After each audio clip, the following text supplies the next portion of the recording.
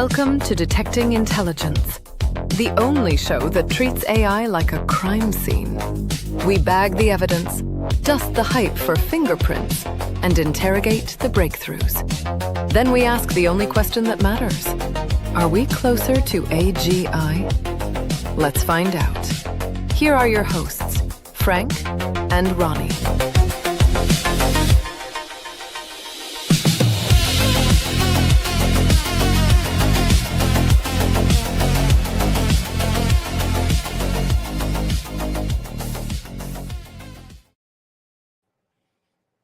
Morning, Ronnie.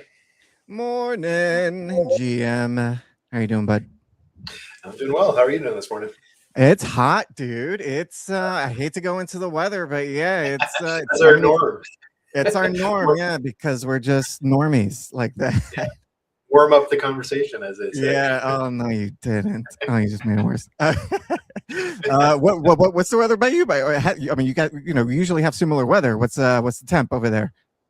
Yeah, it's actually been quite nice actually as well too. We're 9 Celsius. I don't know what that is in Fahrenheit though. Yeah, we'll never figure that out. But for those that do know, that's the temp over. Well, it's 75 Fahrenheit over here, which is not bad, but it is supposed to get up to 90 today, I think. So, Okay. Not looking forward to sweating like a farm animal today. But anyways, welcome, folks. This is a Detecting Intelligence. I'm your host, Ronnie, aka Dr. Moonhattan, and I'm joined by my lovely co-host, Frank, aka Frank Zuring. All right.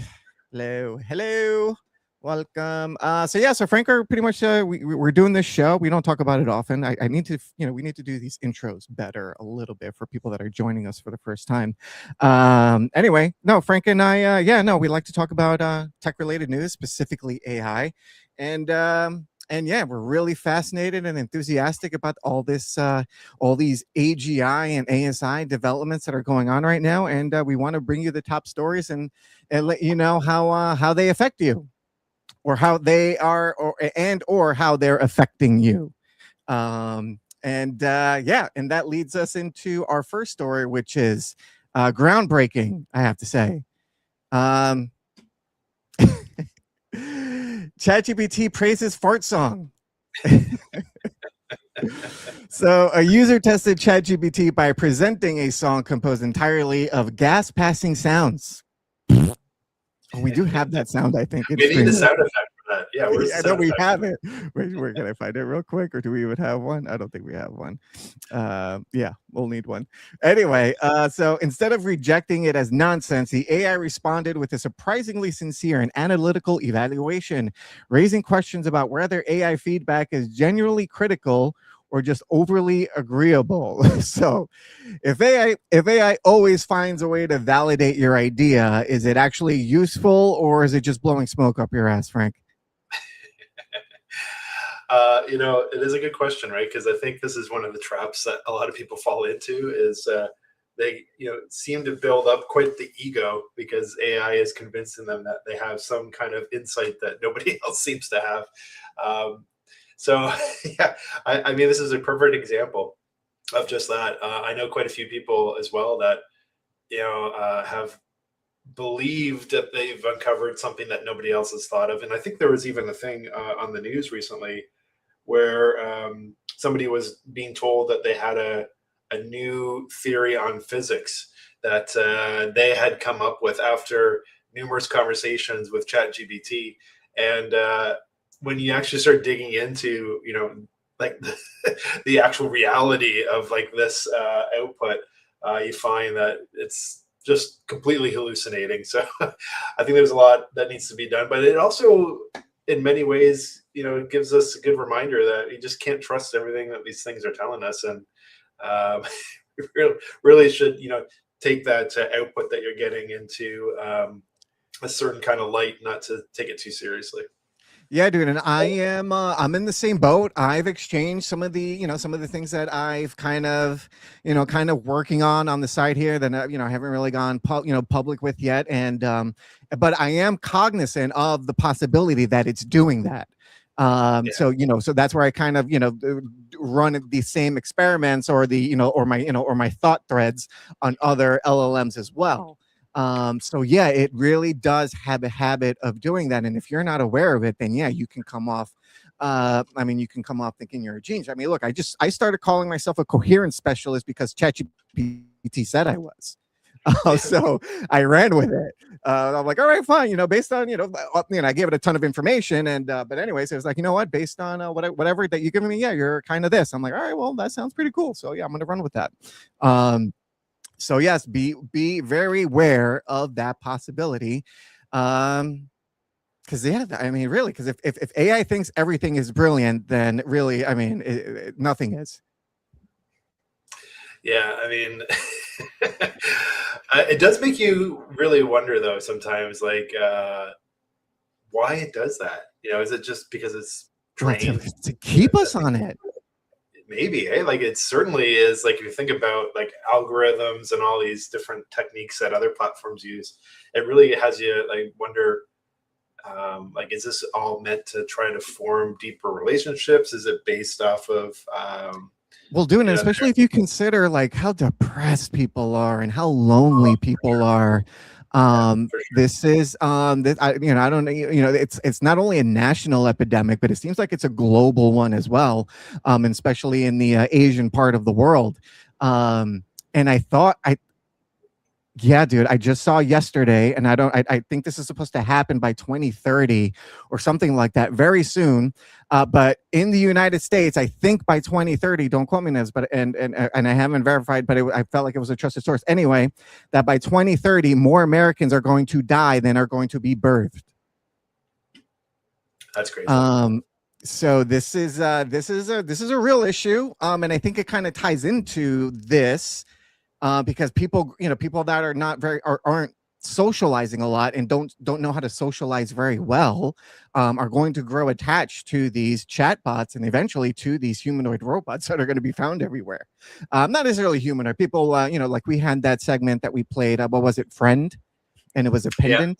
Yeah. And and during the recording of this video, this person had a seizure, and the moment she came to from the seizure, she asked where her pendant was, where her AI friend pendant was. Yeah. Feels very dystopian, eh? Very. Yeah. Very. And if you just, I was scrolling through my algo on Instagram, and it was talking about China. I was just like, yeah, China's already cyberpunk, and it was just all this photography of just all these crazy neon skyscrapers that China, I forgot what part of China that these photographs were. I don't know if it was Tokyo or wherever, but it was legit. It was legitimately, literally cyberpunk 2077. I mean, that's what China is right now. I think there's some like good applications for this. I really could see a lot of benefit for like, say, seniors, and maybe even seniors that are suffering from like dementia or Alzheimer's or these things that they want some interaction, but it's difficult for other people to have to be in these loops with them, whereas maybe AI could be quite helpful. But it is concerning, I think, with the younger population as well, too, and just the relationships that are being formed here.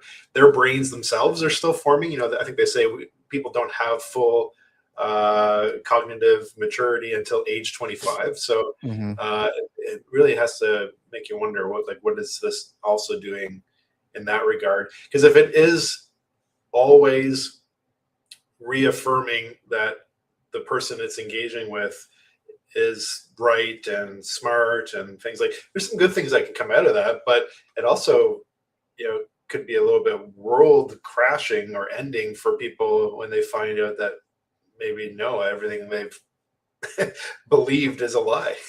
So I don't know, we're definitely running an experiment here that nobody really knows what the answer is going to be. So right.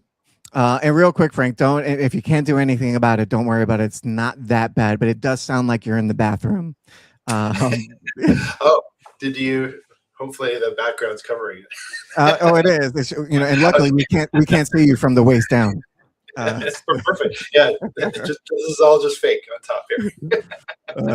But no worries. But yeah, dude. But anyway, that if you can't do anything about it right now, don't worry about it. But yeah, maybe next time. Let's fix it seems to just be this setup, unfortunately. Sorry, everybody. Okay. But you know what? He's have. wearing the blazer, but he's not the professional. Oh, look at that! All right, I do have the New York coffee cup going. So. Can't make any jokes about Canada today. You bastard. All right, let's get into the next story. And if you're a human, and because I see there's two people watching us right now, I'm sure one of them is a Twitch bot. But if you're a human, just give us a comment here and say hello or something like that, and let us know that there is some biological being watching us right now. Anywho, all right, let's jump into the next story. What's that, Frank? Just on that note, I don't know if you've noticed, but over the last couple of shows we've had, we've clearly had some bots because they've commented. Oh yeah, I saw that. Yeah, around ads and things like that. So it's interesting. Yeah. All right, so this is a little bit of a scary one, especially if you're Sam Altman, because AI fear just crossed the line and went from online panic into real world violence. So a suspect was arrested after allegedly attacking Sam Altman's residence with a Molotov cocktail. Authorities say the individual was motivated by fears that AI poses an existential threat to humanity, highlighting how extreme AI anxiety is beginning to manifest in real-world actions. So, Frank, at what point does AI fear stop being rational, like a rational concern, and then to it becoming dangerous? And I think we're already at that point, though. Yeah, this is a real kind of mixed feeling for me because, first of all, I don't think there's ever a reason to condone violence. I don't agree with people taking condone or commit violence. Yeah. Yeah. Well, exactly. Yeah. Thank you for the clarity there. Because I think we should be able to all discuss our things and have different points of views and be able to talk with each other, but I think what this echoes is there's some real desperation in some people's minds, and who knows, maybe this individual was chatting with ChatGPT and convinced him that Sam Altman is, somebody that needs to be, I don't even want to say it, but it certainly makes you wonder what the extent was here of that person's state of mind to get to this point. It's crazy. Definitely think, again, don't condone any of this, but it shows the desperation. I think, a lot of people feel that they are just unable to do anything about this future that we're all headed towards. And unfortunately, the future that we've been kind of painted by Hollywood is that it's going to be the end of humankind, and these machines are going to take over. If we look at like Terminator and Matrix and all these different examples that we have, that seems to be the narrative most people are concerned about. And you even see that right now in a lot of conversations happening around AI, like what is it going to mean for us once they take over? So there's already this kind of narrative that exists online that machines are taking over and we've got no ability to stop it. Which causes people to feel like desperate. But I would love to hear what Sam Altman says about this, because obviously it must have been terrifying for him to experience that. But I wonder if there was anything more to the story. Yeah, I'm interested too. He might have said something, but who knows? If we did, maybe we'll share it in tomorrow's story, or tomorrow's show. But anywho, and just look, and it's not necessarily directly related to AI, but I don't know if you saw in the States here, like people are setting their warehouses of their places of work on fire. And then this one person's message was, all you had to do was pay us a living wage to survive. This person set their entire. So this person worked at a warehouse. I don't know if it was Amazon or something. But yeah, they sent their place of work out, and that was just that's just what that one particular person said. But there were a few others too. I think I just saw another one the other day where this person had gotten fired from another warehouse gig, and they got on a forklift and just started demolishing everything inside. So it's not necessarily directly related to AI, but I do feel it's technologically related. That companies are just trying to get more efficient and cut fat and streamline operations to make more profit, of course, and that's just what you got to do. It's not nothing new. It's it's been done since forever.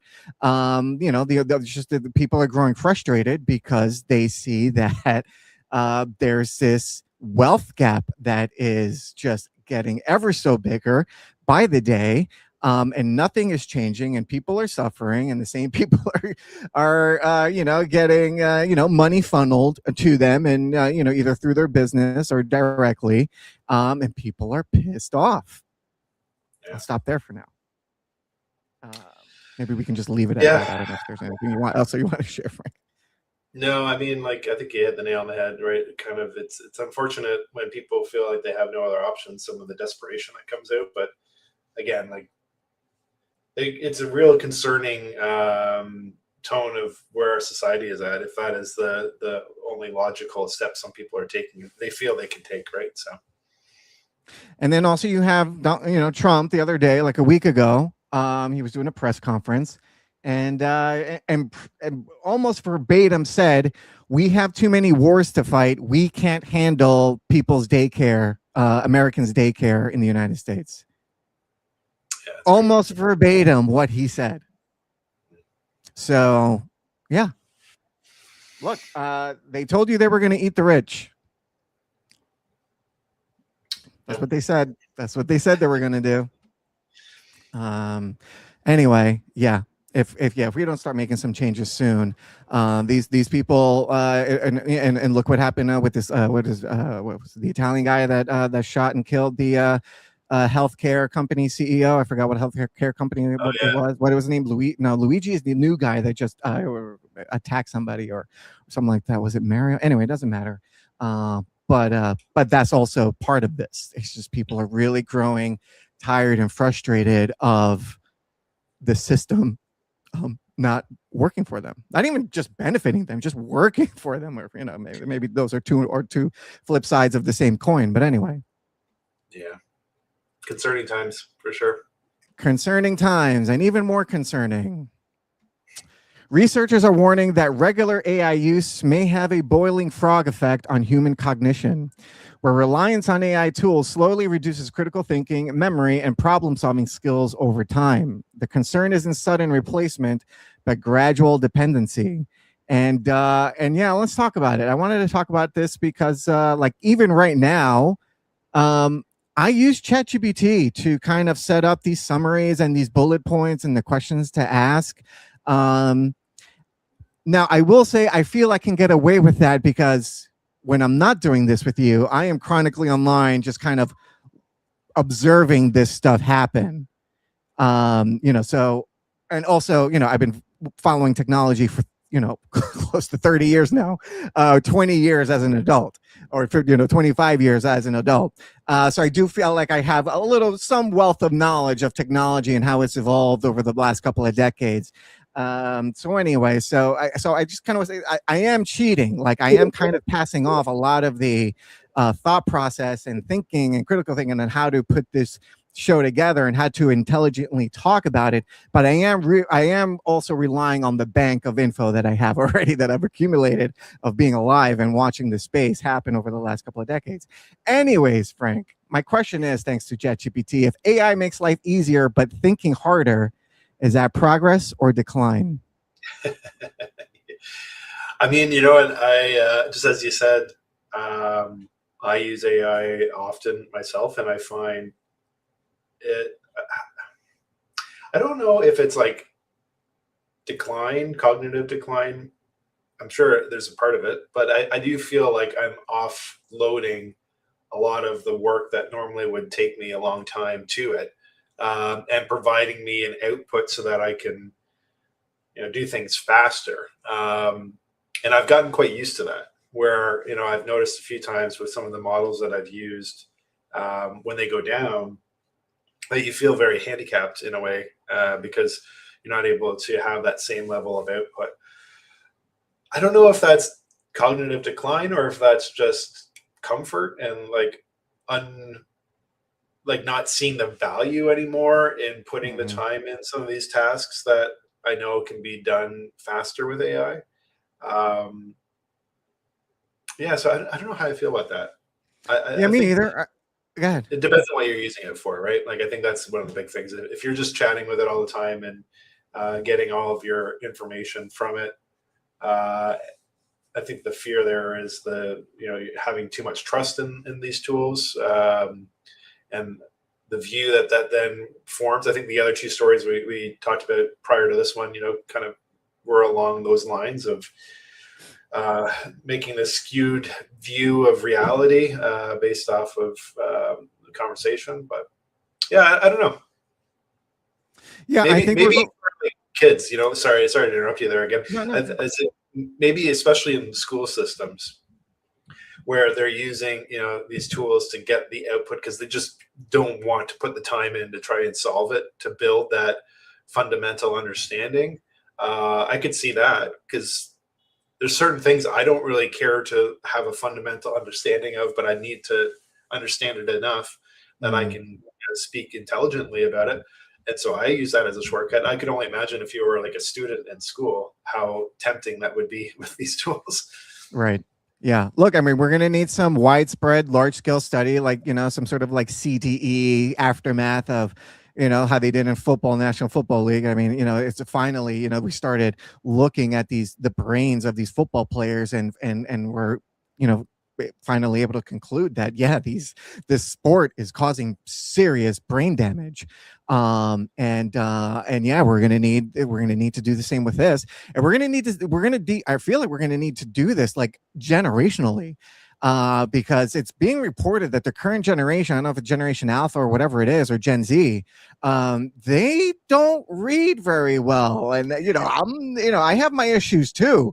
But it seems like this generation, again, I'm not sure which one it is, it's Gen Z or whatever, they're not doing too well when it comes to language and especially critical thinking. And it's funny because they're also, I believe, opposed to AI. They don't like this tech. So I don't know. That's I feel like it's a very concerning combination. You have a generation that doesn't know how to read very well and can't critically think very well. And now they have this technology that's about to be widespread and everywhere they go and look and have to use. And it might be messing them up even more. Anyway. Frank, we have like a minute left. Anything to add before your heart stop here? Yeah,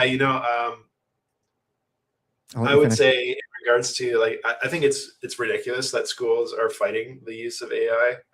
It's like seems to be such a fight it's a losing battle, right? Like you're never going to prevent people from using it. It's like saying computers and the internet aren't allowed. They've already let cell phones into schools. So the fact that cell phones are there, you're not going to be able to cut this off. I think what we need to see though from teachers especially is that if they're concerned with their students using AI, don't worry about putting these assignments through there's a platform called Turn It In, which will give you an assessment of how likely it is to be AI generated or not. None of them are 100%. So in my opinion, they all suck. They can't be used credibly. But what you can do is you can use AI to analyze their submission and then create on the spot a quiz to confirm they have the understanding. And at the end of the day, as long as the student has the understanding and how they got there, who cares? You know what I mean? That's just my opinion. I mean, we saw China. I mean, China has AI built into the desks, I think. They're not messing around. And on that note, thanks for watching. Thanks for watching live. Thanks for watching this back. If you're listening to this back, even though you're probably not, because I don't think we've set up the podcast for this yet. But we're working on it, folks. Slowly but surely, we'll get there. Catch us tomorrow. Frank's got to go. I got to go.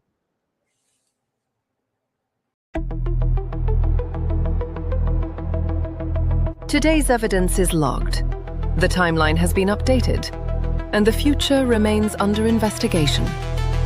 If you found this useful, please like the video and subscribe to the channel.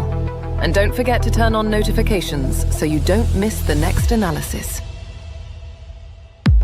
You can also drop your questions in the comments. We read them, we use them, we investigate them. And for deeper dives, join the newsletter at detectingintelligence.com. Thanks for watching. See you next time, friend.